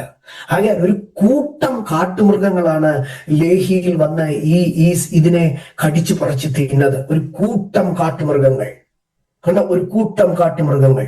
അപ്പൊ ലേഹിയിൽ ചതിക്കുന്ന കുടുംബക്കാരുണ്ട്, തകർക്കാൻ നിൽക്കുന്ന ശത്രുക്കളുണ്ട്, ഭക്ഷണത്തിനായി അലറി വിളിക്കുന്നതായിട്ടുള്ള കാട്ടുമൃഗങ്ങളുണ്ട്. ശിംശോൻ ഇവിടെ എത്തി. പക്ഷേ ശിംശോൻ അവിടെ എത്തിയിട്ട് ശിംശോൻ അതിന്റെ ലെവൽ മാറ്റി. ശിംശോൻ ലേഹിയിലെത്തി. അവിടെ നിന്ന് ശിംശോൻ ആ ലേഹിയിൽ ഒരു കുഴി പിളരുമാറാക്കി. അതിന് ഏൻ ഹക്കോരെ എന്ന് പേർ. അവിടെ നിന്നൊരു ഉറവ താൻ തുറക്കുമാറാക്കി. ഇന്ന് ഞാൻ പറയട്ടെ, ചില അവസ്ഥകളിൽ ദൈവം നിന്നെ എത്തിക്കുന്നത് അവിടെ ചില ഉറവുകളെ തുറക്കുവാൻ വേണ്ടിയാണ്. അവിടെ ചില നന്മയുടെ ഉറവുകളെ തുറക്കുവാൻ വേണ്ടിയാണ് ദൈവം നിന്നെ അവിടെ എത്തിക്കുന്നത്. ശിംശോനെ, നീ എന്തിനാ ലേഹിയിൽ എത്തിയത്? എങ്ങനെയാ ലേഹിയിൽ എത്തിയത്? കുടുംബക്കാര് കെട്ടിക്കൊണ്ടുവന്നതാ. നിന്നെ ദൈവം എന്തിനാ ലേഹിയിൽ കൊണ്ടുവന്നത്? ശിംശോൻ പറയും, ഫെലിസ്ത്യനെ തകർക്കുവാനും ആ ലേഹിയുടെ ചരിത്രം മാറ്റുവാനുമാണ്. ലേഹി എന്ന വാക്കിന്റെ അർത്ഥം എന്താണെന്നറിയാമോ? ലേഹി എന്ന വാക്കിന്റെ അർത്ഥം താടി എന്നാണ് അർത്ഥം. പക്ഷെ ലേഹിയിൽ താടി മാത്രമേ ഉണ്ടായിരുന്നുള്ളൂ, കുഴിയില്ലായിരുന്നു. കേട്ടോ, ലേഹിയിൽ താടി മാത്രമേ ഉണ്ടായിരുന്നുള്ളൂ, കുഴിയില്ലായിരുന്നു. പക്ഷേ ശിംശോനെ ദൈവം അവിടെ വന്നത് താടിയിൽ ഒരു കുഴി, ഇങ്ങനെയാണ് എഴുതിയിരിക്കുന്നത്, കുഴി പിളരുമാറാക്കി എന്ന് പറഞ്ഞാൽ അടഞ്ഞു കിടന്ന, അവിടെ താടി ഉണ്ടായിരുന്നു, കുഴി ഉണ്ടായിരുന്നു, പക്ഷെ അത് പിളർക്കാൻ കഴിഞ്ഞില്ല. അടഞ്ഞു കിടന്ന ചില ഉറവകളെ തുറക്കുവാൻ വേണ്ടി ദൈവം ശിംശോനെ ലേഹിയിൽ എത്തിച്ചു.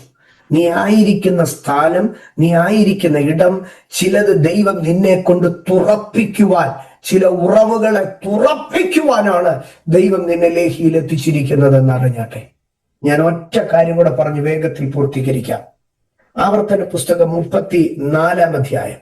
ആവർത്തന പുസ്തകം 34-ാം അധ്യായം, അതിന്റെ 5-6 വാക്യങ്ങളിലേക്ക് ഞാൻ നിങ്ങളെ കൊണ്ടുവരികയാണ്. ആവർത്തന പുസ്തകം 34-ാം അധ്യായം, അതിന്റെ 5-6 വാക്യങ്ങൾ. അത് 34-ാം അധ്യായം 5-6 വാക്യങ്ങൾ. അവിടെ ഇങ്ങനെയാണ് എഴുതിയിരിക്കുന്നത്: അങ്ങനെ യഹോവയുടെ ദാസനായ മോശയെ യഹോവയുടെ വചനപ്രകാരം അവിടെ മോവാബ് ദേശത്ത് വെച്ച് മരിച്ചു. അവനെ മോവാബ് ദേശത്ത് ബേത്ത് പെയോരിനെതിരെയുള്ള താഴ്വരയിൽ അടക്കി. എങ്കിലും ഇന്നുവരെയും അവന്റെ ശവക്കുഴിയുടെ സ്ഥലം ആരും അറിയുന്നില്ല. മോശ മരിക്കുമ്പോൾ അവന് 120 വയസ്സായിരുന്നു. ഈ സ്ഥലത്തിലേക്ക് മോശയുടെ മരണമാണ് ഇവിടെ പറയുന്നത്. മോശ മരിക്കുമ്പോൾ മോവാബ് സമഭൂമിയിലെത്തി. 25 ലക്ഷം പുരുഷാരത്തെ 40 വർഷം ഭരിച്ചതായ മനുഷ്യൻ, ഫറവോന്റെ കൊട്ടാരത്തിൽ വളർന്ന മനുഷ്യൻ. ആ കുടുംബത്തിൽ മോശ പ്രവാചകൻ, സഹോദരൻ anointed prophets and worshippers and priests ആണ്, അനുഗ്രഹിക്കപ്പെട്ട കുടുംബം. പക്ഷെ മോശ മരിക്കുകയാണ്. മോശയുടെ സഹോദരനും സഹോദരിയും മരിച്ചപ്പോൾ ജനം മുഴുവനും ഇരുന്ന് കരഞ്ഞു, നിലവിളിച്ചു. മോശ സങ്കീർത്തനം എഴുതി. എന്തോരൊക്കെ ഭയങ്കര പരിപാടിയായിരുന്നു. പക്ഷെ മോശ മരിക്കാൻ നേരം ദൈവം മോശയുടെ അടുക്കൽ പറഞ്ഞു, മോശേ, നീ കാണുന്ന ആ നെബോ എന്ന പർവ്വതത്തിന്റെ മുകളിലേക്ക് നീ നടക്കണം. പിസ്ഗ എന്ന കൊടുമുടിയിലേക്ക് നീ കയറി വരണം. കർത്താവേ, എന്റെ മരണമല്ലേ, അടക്കമല്ലേ, ആര് വരണം? ആരും വേണ്ട, നീ ഒറ്റയ്ക്ക് കയറി നിന്നാൽ മതി.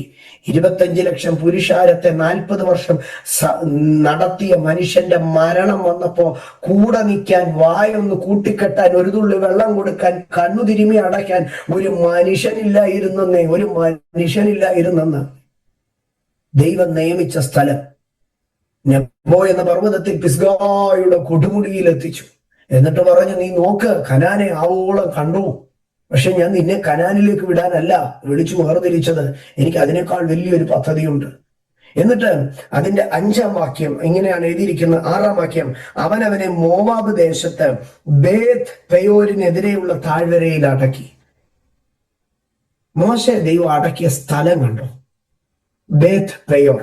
ബേത്ത് എന്ന വാക്കിന്റെ അർത്ഥം ഞാൻ മുൻപേ പറഞ്ഞു. ബേത്ത് എന്ന വാക്കിന്റെ അർത്ഥം വീട് എന്നാണ്. ബേത്ത് ഏൽ, ഏൽ എന്ന് പറഞ്ഞാൽ എലോഹീം, ദൈവം, ദൈവത്തിന്റെ വീട്. ബേത്ത് ലെഹേം, അപ്പത്തിന്റെ വീട്. അപ്പൊ ബേത്ത് എന്ന വാക്കിന്റെ അർത്ഥം വീടെന്നാണ്. അപ്പൊ ബേത്ത് പെയോരിനെതിരെയുള്ള താഴ്വരയിൽ അടക്കി. പെയോർ ആരാണെന്നറിയാമോ? മോവാബിലെ നാട്ടുദൈവം, ടെറിട്ടോറിയൽ ഗോഡ്. മോവാബിലെ ദേശാധിപതിയാണ് പെയോര്. പെയോരിന്റെ വീടിന്റെ മുമ്പിൽ കൊണ്ടുവന്ന് ദൈവം എന്ത് ചെയ്തെന്നറിയാമോ? മോശയെ അടക്കി. മോശയെ അടക്കാൻ ദൈവമേ എത്രയോ സീക്രട്ട് പ്ലേസസ് ഉണ്ടായിരുന്നു ലോകത്ത്. എന്നിട്ട് മോശ ഇപ്പൊ ഇവിടെ ആണോ അടക്കുന്നത്? ഞാൻ മോശയെ അടക്കുന്നത് ബെത്ത് പെയോരിനെതിരെയുള്ള എന്ന് പറഞ്ഞാൽ പിശാചിന്റെ നടയിൽ കൊണ്ടുവന്ന് മോശയെ അടക്കിയെന്ന്. എന്റെ പൊന്നു സഹോദരങ്ങളെ, പലപ്പോഴും ചോദിക്കത്തില്ലേ, എന്റെ ദൈവമേ എന്നെ എന്തിനാണോ ഈ പിശാചി കുഴി കൊണ്ടിട്ടേക്കുന്നതെന്ന്, എന്നെ എന്തിനാണോ ഈ നരകത്തിൽ കൊണ്ടിട്ടേക്കുന്നതെന്ന്. മോശ ദൈവം അടക്കിയത് എവിടെയാണെന്നറിയാമോ? ബെത്ത് പെയോരിനെതിരെയുള്ള താഴ്വരയിൽ എന്ന് പറഞ്ഞാൽ പിശാചിന്റെ തറവാടിന്റെ മുമ്പിൽ കൊണ്ടുവന്ന്, അന്ധകാര ശക്തിയുടെ തറവാടിന്റെ മുമ്പിൽ കൊണ്ടുവന്ന് ദൈവം മോശയെ അടക്കിയെന്ന്. എന്തിനാ ദൈവം മോശ അവിടെ അടക്കിയെന്നറിയാമോ? ദൈവത്തിന് അവന്റെ നടവാതിലിൽ വെച്ച്, പിശാചിന്റെ തറവാടിന്റെ മുമ്പിൽ വെച്ച് ദൈവത്തിനൊരു ശക്തി കാണിക്കണം. ദൈവത്തിന് തന്റെ ശക്തി കാണിക്കണമായിരുന്നു. അത് മോശയിൽ കൂടെ കാണിക്കണമായിരുന്നു. പിശാചിന്റെ വീടിന്റെ മുമ്പിൽ കൊണ്ടുവന്ന് മോശ ദൈവം അടക്കി. എന്നിട്ട് ദൈവം സ്വർഗത്തിൽ നിന്ന് മീഖായേലിനെ പറഞ്ഞു വിട്ടിട്ട് പറഞ്ഞു, നീ പോയി മോശയും പിടിച്ചോണ്ട് പോരാൻ പറഞ്ഞു. യൂദായുടെ ലേഖനത്തിലേക്ക് കടന്നു വരുമ്പോ യൂദായുടെ ലേഖനം 9-ാം വാക്യത്തിൽ പറയുന്നത്, മോശയുടെ ശരീരത്തിന് വേണ്ടി വാദിക്കുമ്പോൾ, മോശയുടെ ആത്മാവിന് വേണ്ടി വാദിക്കുന്നെന്നല്ല പറഞ്ഞത്, മോശയുടെ പ്രാണന് വേണ്ടി വാദിക്കുന്നെന്നല്ല പറഞ്ഞു, മോശയുടെ for the body of Moses. അപ്പം മോശയുടെ ശവം ആ പിശാചിന്റെ തറവാടിന്റെ മുമ്പിൽ നിന്ന് എടുക്കാൻ വരികയാണ് മീഖായേൽ. പിശാച് പെയോര് കയറി വന്നിട്ട് പറഞ്ഞു, എന്റെ വീടിന്റെ മുമ്പിൽ നിന്ന് അവന്റെ ശവം എടുക്കാൻ പറ്റത്തില്ല, അവൻ ഒരിക്കലും ഉയർക്കാൻ സമ്മതിക്കത്തില്ല, അവൻ അവിടെ കിടക്കണം, ഇനിയും അവന്റെ ശരീരം എന്റെ കൈ കീഴിലാണ്. മീഖായേൽ പറഞ്ഞു, നിന്നോട് ഞാനൊന്നും പറഞ്ഞില്ല, ദൈവം നിന്നെ ഫലിക്കട്ടെ. ബെത്ത് പെയോരിന്റെ വീടിന്റെ മുമ്പിൽ നിന്ന് മോശയുടെ ശരീരത്തെ ദൈവം ഉയർത്തിക്കൊണ്ടുപോയി. ഞാനിത് പറഞ്ഞതിന്റെ കാരണം, ജീവിതത്തിൽ ചിലപ്പോഴൊക്കെ ചോദിക്കും, എന്റെ ദൈവമേ എന്നെ എന്തിനാണോ ഈ പിശാചിന്റെ കുഴി കൊണ്ടിട്ടേക്കുന്നത്, എന്നെ എന്തിനാണോ ഈ പോരാട്ടത്തിനകത്ത് കൊണ്ടിട്ടേക്കുന്നത്? ദൈവം പറയും, എന്റെ ശക്തി നിന്നിൽ കൂടെ മാനിഫെസ്റ്റ് ചെയ്യാനാണ്, എന്റെ മഹത്വം നിന്നിൽ കൂടെ വെളിപ്പെടുത്താനാണ്. ബെത്ത് പെയോരിന്റെ അടുക്കൽ ഞാൻ പറയും, പിടിക്കാമെങ്കിൽ പിടിക്കട, എന്റെ ദാസന് വേണ്ടി ഞാൻ പ്രവർത്തിക്കുന്നത്. ഇന്ന് രാത്രി നീ ആയിരിക്കുന്ന പ്രതിസന്ധി യാദർശികമല്ല, അത് ദൈവ പ്രവർത്തിക്ക് വേണ്ടി, ദൈവനാമ മഹത്വത്തിന് വേണ്ടിയുള്ളതാണ്. ഞാൻ ഒരു കാര്യം പറഞ്ഞ് പൂർത്തീകരിക്കട്ടെ. ജീവിതത്തിന്റെ യാത്രകളിൽ നമ്മൾ ദൈവം നിശ്ചയിച്ച ഇങ്ങനെ മാറയിൽ കൂടെ, ബഹൂരീമിൽ കൂടെ, ലേഹിയിൽ കൂടെ, പിസ്ഗായിൽ കൂടെ, ബെത്ത് പെയോരിന്റെ മുമ്പിൽ കൂടെ ഒക്കെ പോകേണ്ടി വരും. ഞാൻ മുമ്പേ പറഞ്ഞില്ലേ, 42 സ്റ്റേഷനുകളിൽ കൂടെയാണ് ഇസ്രായേൽ കനാനിലെത്തിയത്. പക്ഷേ അൾട്ടിമേറ്റ് നമ്മുടെ ഡെസ്റ്റിനേഷൻ എന്താണെന്നറിയാമോ? നമ്മളെ ദൈവം മാറയിൽ കൊണ്ടുപോകുക എന്ന് പറഞ്ഞല്ല വിളിച്ചത്. നമ്മളെ ദൈവം ഏലീമിൽ കൊണ്ടുപോയി 12 നീരുറവുകളും 70 ഈത്തപ്പനുകളും തരാമെന്ന് പറഞ്ഞല്ല വിളിച്ചത്. നമ്മളെ സീനായ് മലയുടെ അടിത്തട്ടിൽ കൊണ്ടുപോയി പുകയുന്ന പർവ്വതം കാണിക്കാമെന്നും പറഞ്ഞല്ല ദൈവം നമ്മളെ വിളിച്ചത്. മരുഭൂമിയിൽ ദൈവം നമ്മളെ കൊണ്ടുപോയി മന്നയും കാടയും തരാമെന്ന് പറഞ്ഞല്ല ദൈവം നമ്മളെ വിളിച്ചത്. കരകവിയുന്ന യോർദാനിലെ മഞ്ഞുവെള്ളം കാണിക്കാമെന്നൊന്നും പറഞ്ഞല്ല ദൈവം നമ്മളെ വിളിച്ചത്. യോഹന്നാന്റെ സുവിശേഷം 14-ാം അധ്യായം 3-ാം വാക്യത്തിൽ യേശു പറഞ്ഞു, 14-ാം അധ്യായം ഇങ്ങനെയാണ് ആരംഭിക്കുന്നത്, നിങ്ങളുടെ ഹൃദയം കലങ്ങി പോകരുത്, ദൈവത്തിൽ വിശ്വസിപ്പീൻ, എന്നിലും വിശ്വസിപ്പീൻ, എന്റെ പിതാവിന്റെ ഭവനത്തിൽ അനേക വാസസ്ഥലങ്ങളുണ്ട്, ഇല്ലെങ്കിൽ ഞാൻ നിങ്ങളോട് പറയാമായിരുന്നു. എനിക്ക് ബൈബിളിലെ ഒത്തിരി ഇഷ്ടപ്പെട്ട വാക്കുകളിൽ യേശുവിന്റെ സംഭാഷണ രീതിയിൽ ഒന്നാണ്, ഇല്ലെങ്കിൽ ഞാൻ നിങ്ങളോട് പറയാമായിരുന്നു. ഇപ്പൊ പല കാര്യങ്ങളും ദൈവം മിണ്ടാതിരിക്കുന്നത് എന്താണെന്നറിയാം? നമുക്ക് വേണ്ടി അത് ഉള്ളത് കൊണ്ടാണ്. അതുകൊണ്ടാ പറഞ്ഞത്, കുഞ്ഞാടത്തിന്റെ വിളക്ക, സൂര്യൻ അവിടെ ഇല്ലല്ലോ, രാത്രി അവിടെ ഇല്ലല്ലോ. അപ്പൊ ഇല്ലാത്ത കാര്യമൊക്കെ ദൈവം പറയും. നിങ്ങളുടെ ജീവിതത്തിൽ ചില കാര്യങ്ങൾ ദൈവത്തോട് ചോദിച്ചിട്ട് കർത്താവ് മിണ്ടാതിരിക്കുന്നതിന്റെ കാര്യം ഇറ്റ്സ് അപ്രൂവ്ഡ്, അത് ഉണ്ടെന്നുള്ളത് കൊണ്ടാണ്. ഇല്ലാത്ത കാര്യം ദൈവം ഉടനെ പറയും, തരത്തില്ലേ, പ്രശ്നം ആക്കല്ലേ എന്ന്. ദൈവത്തിന്റെ മൗനത അത് ദൈവത്തിന്റെ കരുതലിന്റെ അടയാളമാണ്. അങ്ങനെ കേട്ട വിഷയത്തിലേക്ക്. അപ്പോ യോഹന്നാൻ 14 പറയുകയാണ്, ഞാൻ പോയി സ്ഥലം ഒരുക്കിയാൽ ഞാൻ ഇരിക്കുന്ന ഇടത്ത് നിങ്ങളും ഇരിക്കേണ്ടതിന് പിന്നെയും വന്ന് നിങ്ങളെ എന്റെ അടുക്കൽ ചേർത്തുകൊള്ളും. എവിടെ? പിതാവിന്റെ ഭവനത്തിൽ. ഇന്ന് രാത്രി എന്നെ കേൾക്കുന്ന എന്റെ സഹോദരങ്ങളെ, ജീവിതത്തിൽ മാറായിൽ ദൈവം നടത്തിയെന്നിരിക്കും, മരുഭൂമിയിൽ ദൈവം നടത്തിയെന്നിരിക്കും, കഷ്ടതയിലും വേദനയിലും ഒക്കെ ദൈവം നടത്തിയെന്നിരിക്കും.